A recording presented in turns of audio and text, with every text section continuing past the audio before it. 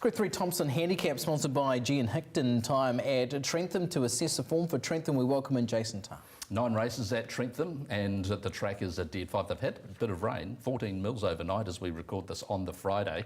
But again, nice big track, so runners should get their chance when races are run at genuine tempo. Yeah, I'm really looking forward to this meeting. The Harrison Energy Solutions Premier 1200 to kick us off, and we've got a bit of money about More Wonder, who was luckless at Rotorua last time out.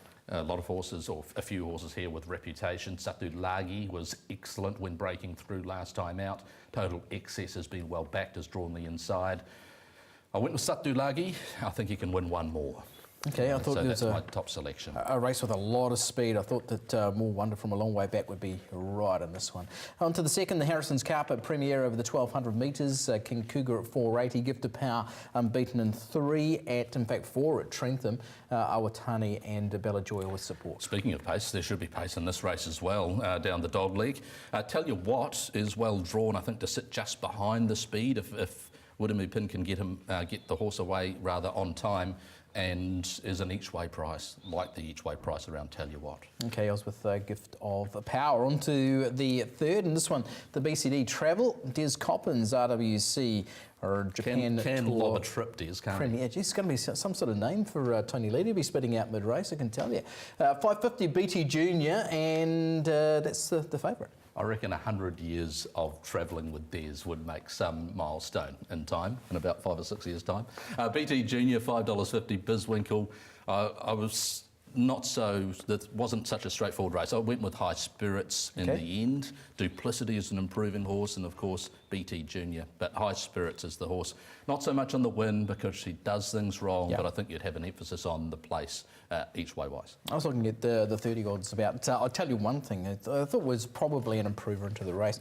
Wellesley Stakes at listed level, sponsored by Hanley Formula. An even race here. Stephen Marsh with 3 runners. Last sight, the Taylor's Niece, after a good last out, wins at $4. Another last out winner there is Beauty Diva. Parks and Barry, the Taylor's Niece, that's the combo that I'm with in this race. Now, often wide draws in juvenile races aren't positives, but I think having space is what the Taylor's Niece needs, from what we saw on debut at Te Araneka, where she did things wrong, but once she was presented centre track, she put her head down and she looked good.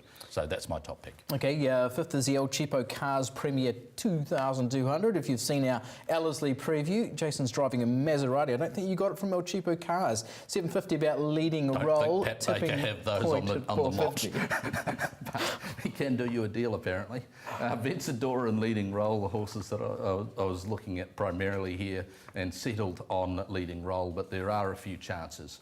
Leading roll, the horse that I'd be backing, and able to back so many horses on this race card at an each way price. I also got Commander Lincoln in there. The surprise selection, that one that just comes up and sneaks up on you. I've got Vencedora. I've got one. So many races. Vencedora on top of me. Let's move you on to the sixth of the card, the Higher Master Premier 1400, and see what selection's going to jump out at Jason here. Lincoln Raider at $4.50. Tim Johnson now booked for that. Sainted Pearl at $9. If the reputation wasn't already Mr. Trump-like, then I don't know what it was. Anyway, Mr. Trump's here in race number 6. Plenty of chances in this. Nice each way price. This time I'm pretty sure I've gone each way Rusty in Melbourne. Nice. And there'll be plenty of people dusty in Melbourne come Saturday night, I'm sure. But Rusty in Melbourne, my each way bet. I really like what Lincoln Raider's been doing. I thought it was a decent chance in this race.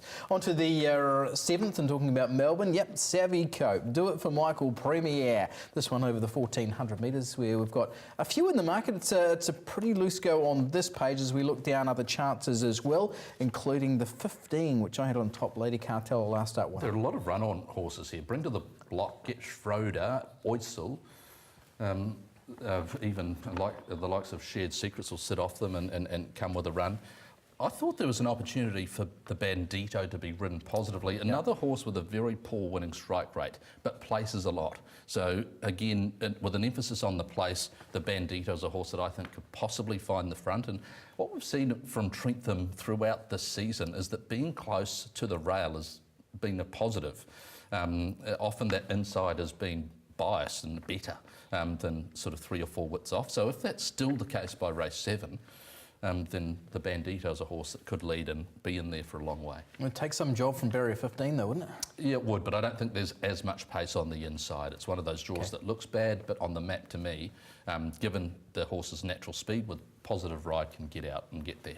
Okay, the Group 3 Gian Hickton Thompson handicap, our feature over the 1600 metres. Dolcetto at 580, Windspell with good support, as does Art Deco, Seraphim and Dark Princess. How'd you see the feature? Yeah, another race, as you mapped on the first call, Aidan, that looks rather devoid of speed.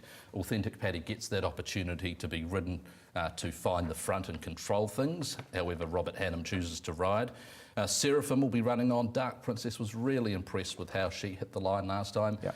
On the first call, I backed 3 horses that I all thought were overs, that one of them's omitted from here because I failed to actually put that graphic in for our graphics operator before this. Windspell, Dark Princess and Authentic Paddy, in varying degrees I'll be backing them. I think it found its way into race 4 earlier on. Oh no, that was a different horse. Let's move on to the last of the 9, and this one is the Harrison's Curtains and Blinds Premiere. Irish Flame in there, the Ripper. Sir Nate, is he still in Guinea's path? I think he's still in contention.